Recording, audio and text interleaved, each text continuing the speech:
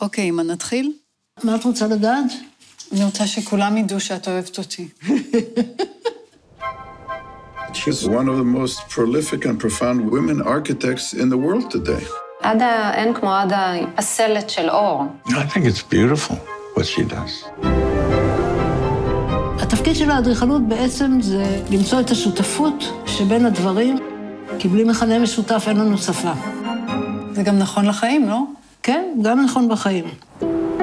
רוב הבניינים כמעט עד סוף המאה ה-19 היו בניינים שהיה להם מרכז. אבל אפשר היה להגיד שהם נהיים קצת יותר רומנטיים, שכשהיה מרכז היה לב לבניין. אז היום יש בניינים שאין להם לב, בכל המובנים. Do you think it was harder for women?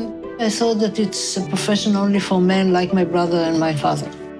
It was really, really tough.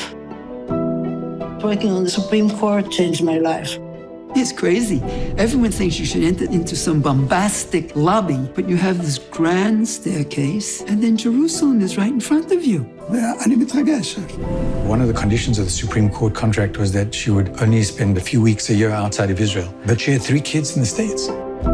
יש משהו שאת רוצה לשאול אותי? כן, איך את מצליחה לאהוב אותי כל כך הרבה שנים? מה כל כך מצחיק? אני לא איתך.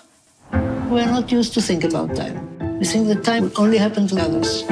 But it happens to everybody. And the alone never gets to be too much? Of course it's too much, but also togetherness is too much. It's all a question of proportion.